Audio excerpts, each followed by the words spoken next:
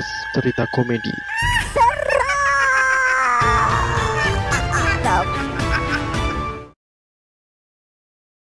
Balik lagi di Sisi Sadar bersama saya Riz Gavara.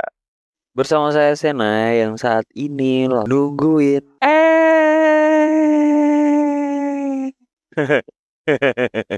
Enggak, gara-gara semalam tuh di depan rumah itu tuh ada yang kecelakaan, Cuk. Jadi dia Udah serius. serius, Apa nih? Mobil, truk, atau apa? anak motor, trek-trekan dia. Oh, kirain ini ada meledaknya, kirain becak tenaga nuklir. Enggak lah, kenapa becak tenaga nuklir anjing? Lu siapa tahu kan sekarang kan era teknologi, bro. Motor listrik, mobil listrik, onta turbo. Onta turbo boleh. Jadi tuh si kayaknya nih ada dua anak. Terus dia kan trek-trekan kan. Kedengeran tuh suara tet nyetat motor. Habis nyetat motor kan jalan kan. Tet. Terus langsung ya udah akhirnya dia tabrakan. Terus ya udah banyak orang-orang melihat ke sana dan tapi gue nggak ikut ke sana sih, ngeliat dari luar banyak orang yang datang dan akhirnya mereka diangkat dengan mobil ambulan. Tapi sampai meninggal nggak sih korbannya? Enggak kan? Nggak tahu gua. Nggak separah itu kan? Yang pasti sih kayaknya karena sekenceng itu kayaknya parah sih harusnya. Waduh, lu berharap parah nih berarti. Ya enggak, maksudnya kan nggak berharap juga, cuman karena ngelihat kondisinya kayak gitu ya, logiknya ya pasti parah lah sekenceng itu, Cuk. Iya, kalau kendaraannya pasti parah sih. Iya benar. Oke, jadi malam hari ini seperti biasa kita bakalan bercerita kembali, bercerita tentang cerita-cerita horor. Pasti dong, Karena di setiap cerita mistis. pasti kok mistis, Cuk. Beda, Cuk. Misteri. Anjir, gue capek banget sumpah. Anjir. Oke. Ulangin. Karena di setiap cerita misteri Pasti ada komedi. pasti ada celah untuk berkomedi. Oke, boleh. Iyalah, kan kita cuma mencari celah-celahnya, bro. Benar. Oke, jadi malam hari ini gue yang bercerita ya. Gue ada cerita dari Dad Mukras yang ngirim ke kita nih. Jadi ini adalah cerita 6 part dalam hidupnya yang bikin dia ketakutan. Jadi ada 6 part nih, dibagi 6 part. Banyak banget, bro. Iya, benar.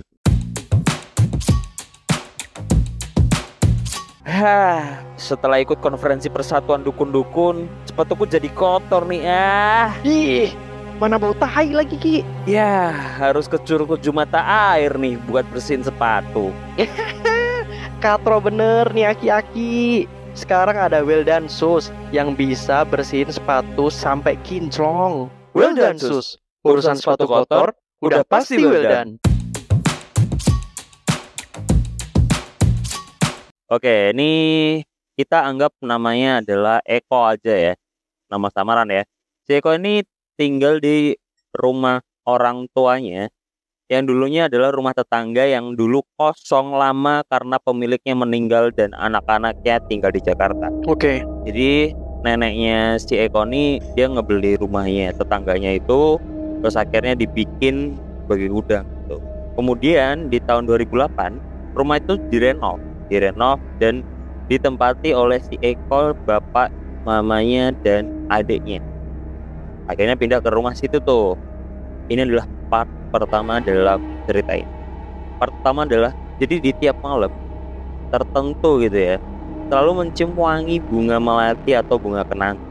Jadi kalau ada salah satu anggota keluarga yang mencium wanginya gitu ya, pasti langsung nyeletuk gini, nyium wangi nggak? Jadi kalau ada yang sekitar situ tuh misal si Eko ada bapaknya gitu, nyium wangi nggak Pak? Terus bapaknya bilang, jawab gitu ya, mengangguk dan dia menjawab, iya ada yang lewat, hehehe.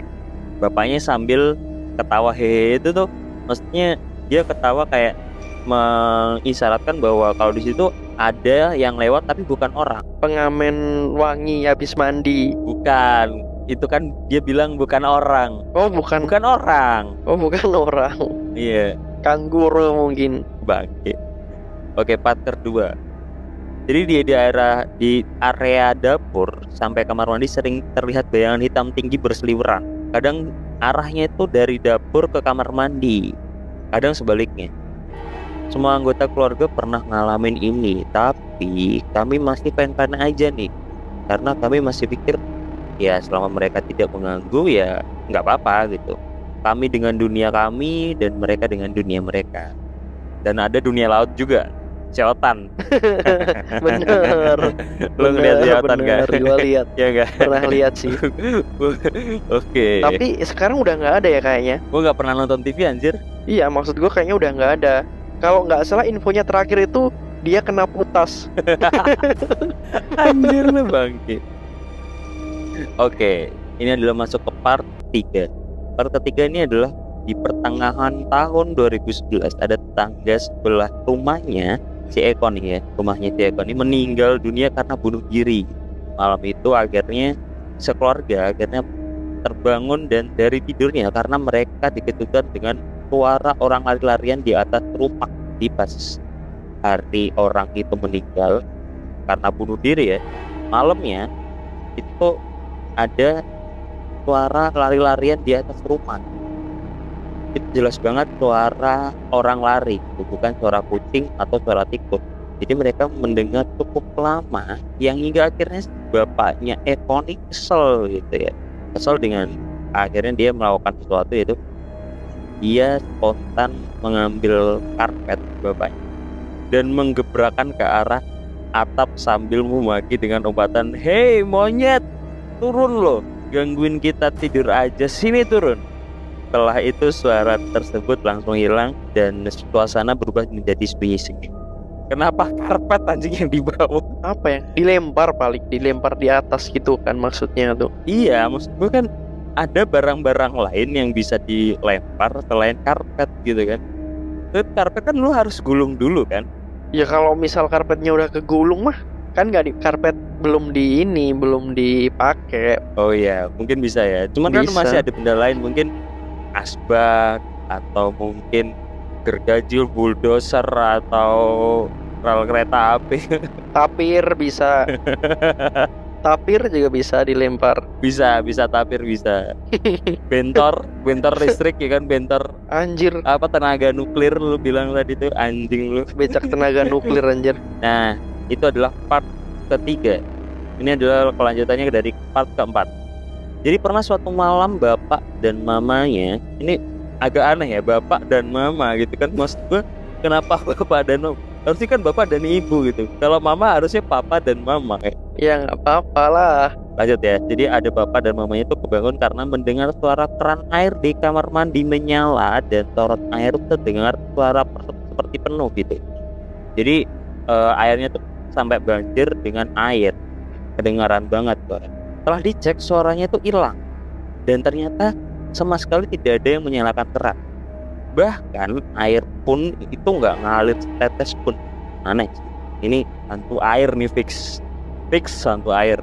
Amfibi bro itu bro. Ya, Hantu air tuh nggak ada, hantu sungai itu ada. kura-kura ninja mungkin. Oh iya, Oh, bener ya bisa tuh. ya. Kura-kura. Iya bisa. Kura-kura ninja tuh apa sih? Kodok atau kura-kura? Kura-kura dong, kenapa kodok anjir? Lu capek banget sih kayaknya nih. Tapi kayak kodok bro, sumpah. Iya kan? Ya, iya ijo kan. Iya Ada kan?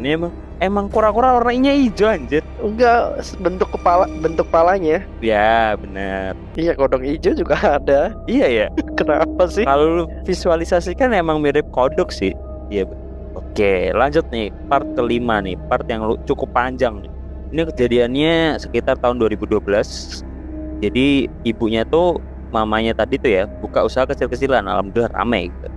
Terus di depan rumah terdapat pohon jambu yang bapak tanam, yang tinggi itu sepaha orang dewasa gitu. Di sekeliling pohon tersebut ditempatkan batu-batu yang supaya bagus gitu katanya.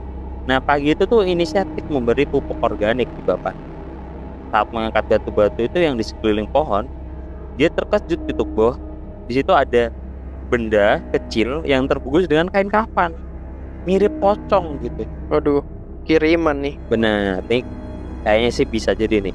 Karena takut si keluarga ini memanggil kayak sebuah orang pintar namanya Ibu E gitu. Kenapa Ibu E ya? Ibu E. Ya, Ibu E. Ya Mae lah mungkin ya, Mae. Nah, Mae ini membuka kain kafan yang terbungkus benda tersebut gitu di depan kami. Isinya botol kaca bekas minuman kerating deng yang di dalamnya ada tanah gitu. Ya maksud gua kenapa? Oke, tanah kuburan biasanya. Mungkin. Nah, di sini dijelaskan bahwa ternyata itu adalah tanah kuburan. Ini sengaja ada orang yang menaruh di situ agar usaha mama sepi gitu. Ini lebih horor sih. Kemudian si Ibu E ini, Mae tadi, itu menyarankan untuk menghanyutkan benda tersebut ke sungai supaya si efek dari gedang lutuk bukan. Jadi biar efek dari si itu tadi buntelan kain kafan tuh biar hilang. Setelah itu di ibadah maghrib, si Eko nih tengah diam di depan rumah mendengar suara wanita menangis katanya. Wah, itu mungkin kesalahan dalam ini sih menurut gua, kalau waktu nganyutin ini ya, nganyutin botol tadi kan. Bener. Seharusnya itu ketika botol itu dihanyutin di kali, dia itu harus melebur bersama tai anjing. Kenapa? Kenapa melebur sama tai anjing? Biar sihirnya hilang. Oh ya, bisa. Biar ini ya ternetralisir. Bener, hanyut bersama tai. Oke, siap. Anjing, pikiran gue kenapa kesana ya? Bisa kesana ya? Itu kacau sih, malam ini bener-bener capek sih kayaknya tuh. Jadi nih si Eko nih ngedenger suara yang semakin lama semakin nyaring. Kedengeran banget suaranya tangisan nih. Suara tangisan dari wanita. Terus si Eko nih coba nanya ke mamanya, "Ma, coba dengerin ada orang nangis nggak?" Ibunya bilang, "Lah kenapa emang? Aku nggak ngedenger apa-apa." Jadi ibunya nggak ngedenger, hanya si Eko aja yang ngedenger. Aneh banget gitu kan, tangisannya sangat kencang, tapi cuman si Eko aja yang ngedenger. Keluarga keluarga lain yang ada di rumah tuh nggak ada yang ngedengar kecuali si Eko. Kemudian besok paginya nih ya, si mamanya tuh tanya gitu ke tetangga kalau tadi malam tuh ngedengar ada suara nangis nggak gitu kan.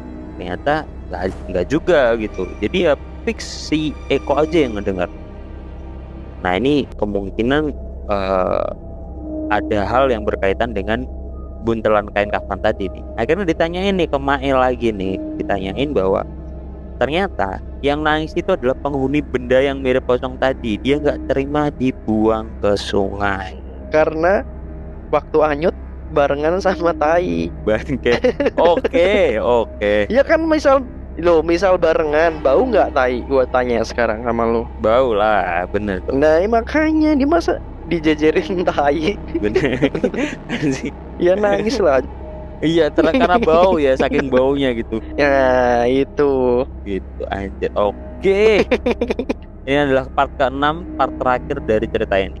Jadi tahun 2015 akhirnya si mamanya ini kan dia tadi menjalankan usaha kecil-kecilan yang akhirnya di waktu lebaran ibunya itu bagi-bagi THR gitu pada pelanggannya. Ada yang pelanggannya itu dikasih dua lusin piring. Terus selang beberapa hari gitu ya, orang yang dikasih itu mengembalikan piring itu ke mamanya gitu dan minta diganti dengan barang THR yang lain. Alasannya kenapa nggak tahu gitu.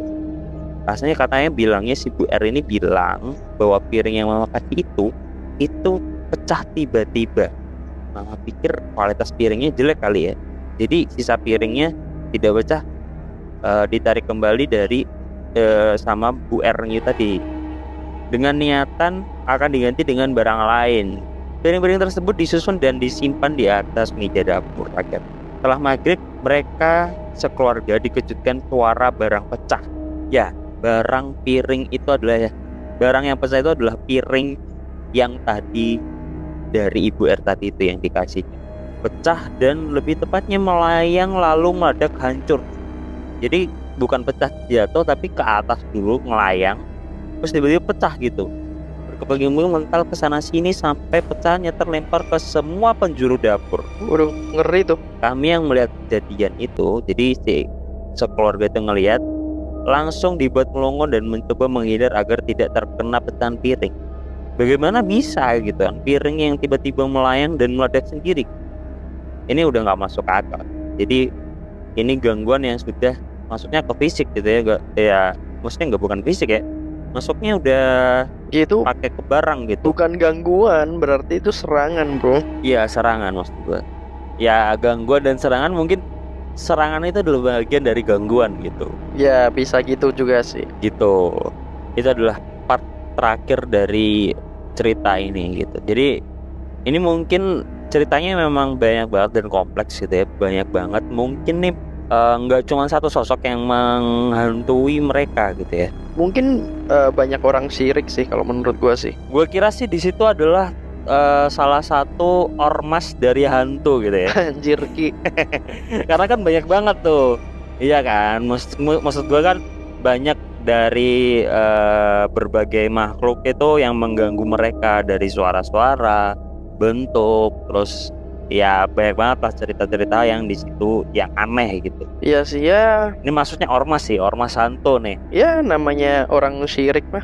Kalau misal dia berani main kayak gitu, biasanya memang bisa membahayakan nyawa gitu loh. Bener, kalau sampai membahayakan nyawa kan bahaya juga ya. Ya ini patut kita ini ya ambil kesimpulan bahwa Wih. semoga kalian ketika punya Ini temen gua nih pengen jadiin the next Mario Teguh nih. enggak lah, enggak anjing. Selalu ada kesimpulan anjir. Bangke. Semoga aja kalau kalian punya rumah, ya mungkin sebelumnya kalau masih baru gitu ya, ya di apa sih syukuran gitu ya, biar kalian tuh masuk ke rumah tuh jadi pamit dengan warga dan makhluk-makhluk yang ada di sekitar situ. Karena kan gue ngeliat nih nggak Didoain gitu ya. didoain gitu, jadi harusnya gitu sih. Cuman ini kan kayaknya nggak ada apa kayak syukuran dulu masuk ke dalam gitu, enggak. Jadi mereka asal masuk dan akhirnya banyak banget kejadian-kejadian yang aneh gitu. Loh kalau misal ini non muslim gimana? Pesta berarti. Ya maksudnya tetap dengan doa mereka dong. Oh iya. Iya, yang Kenapa gue jawabnya pesta ya? yang penting dengan cara mereka. Kenapa lu yang mikir kayak gitu anjir? Kenapa gue bilangnya pesta ya? Ya syukuran. Bahasanya syukuran. Ya syukuran dengan cara mereka. Bener. Ya kayak gitulah pokoknya. Ya nih ceritanya cukup kompleks dan cukup menyeramkan juga menurut gua nih. 1 dari 10 nih mungkin di angka 7 lah. Wih, di rating lagi. Berapa bos? Iya. Tapi kalau misal bertubi-tubi ya serem sih. Maksudnya kalau misal gue denger cerita tadi bagian yang sampai piring-piring pecah dan pecahannya itu kelempar ke berbagai sudut, itu kan udah membahayakan nyawa kan. Bisa mengakibatkan luka ataupun terbunuh karena benda tajam gitu loh.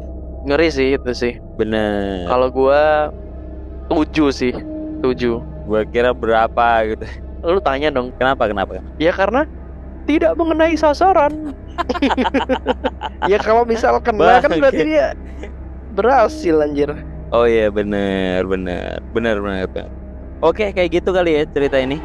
Ditutupi dengan jokes dari si Rizal yang katanya nggak bisa kena nih ya, mungkin si Rizal mau dikenain nih. Aduh, ya. jangan dong, jangan Buat dong. teman-teman yang pengen dikirim santet ke Rizal boleh nih. Bangke. Tetap di sisi sadar. Sisi lain dari alam bawah sadar.